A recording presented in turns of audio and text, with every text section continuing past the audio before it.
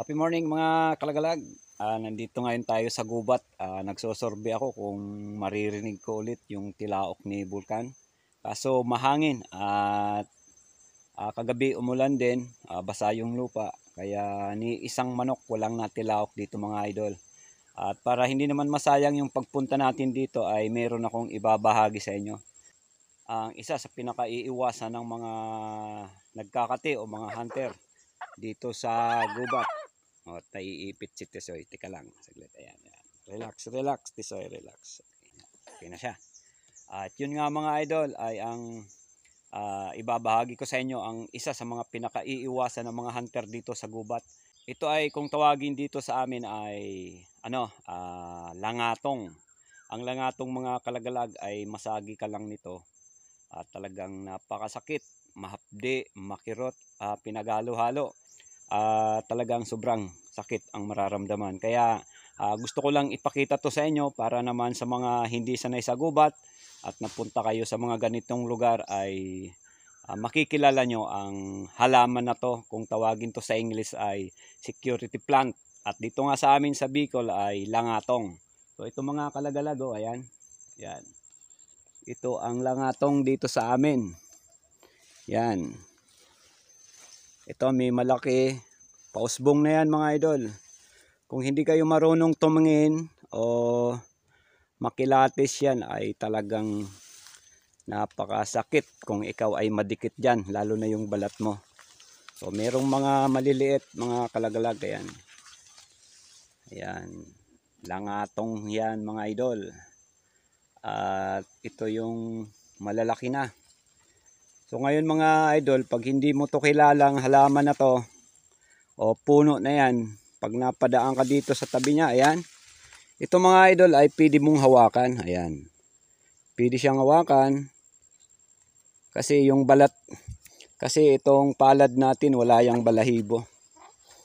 Pero kung ang makasagi ay yung kamay natin, halimbawa itong balat, makasagi lang dyan, ay naku talaga mga idol. Aaray ka ng 3 araw. Yan ang pinakamalimit na katagalan. Ang dulot ng sakit kapag ikaw ay itong langatong na to ay napaano ka, napadikit. Kaya ako mga idol ay kapag napunta dito sa gubat, laging naka-long may strap sa kamay o kaya mabaang damit, pantalon, nakabuta. Kasi yung mga mababa nga hanggang tuhod, kung naka-short ka, pag nasagi mo, mapapamura ka talaga sa sakit mga idol. Hindi biro na mapadikit ka dito sa langatong. Kaya nga ito ang isa sa pinaka-iiwasang puno o halaman dito sa kagubatan. Ayan. Pwede siyang hawakan dahil nga yung kamay natin, yung palad natin walang balahibo. May balahibo lang siya dumidikit. Ang ano niya, ang epekto niya. So yan mga idol, pakita ko ulit, i-close up ko kung anong klase bang dahon to para makilala nyo. Ayan. Langatong mga kalagalag, langatong. Ayan, malapad yung dahon niya, malalaki. At sabi ng mga matatanda, mga kalagalag dito sa amin, itong puno daw na to na langatong ay halaman ng mga engkanto dito sa gubat. So meron daw tong pinoprotektahan sa palibot dito para daw yung mga engkanto, sabi ng matatanda, ay hindi madisturbo. Kaya kapag bilang atong din, tabi-tabi po tayo, makikiraan para yun nga, mga kasabihan ay ating sinusunod, yung mga pamanhiin. Wala namang masama na sundin o yung mga kasabihan ng matatanda dahil nga magtataka ka kung bakit nga pag ikaw ay napadampi dito ay aaray ka at aaray ka talaga. Itong langatong mga idol ay ginagawang halaman to, binubunsay at maganda ang tubo nito. Marami na akong nakikita nito at nag-aalaga.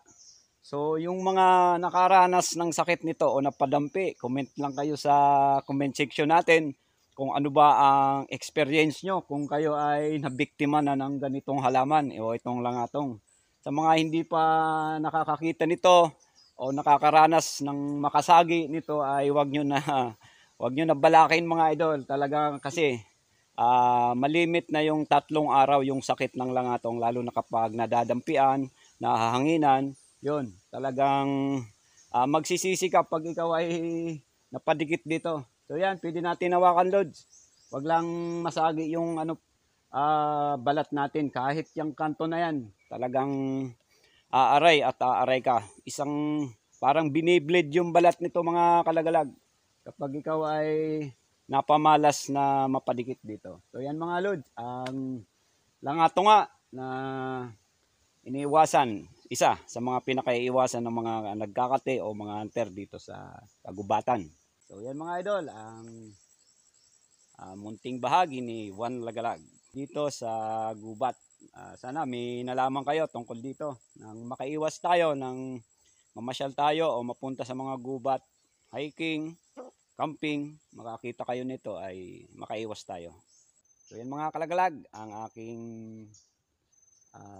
naibahagi sa inyo sa araw na to. Magandang araw at naway tayo pagpalain lahat ng ating Panginoon.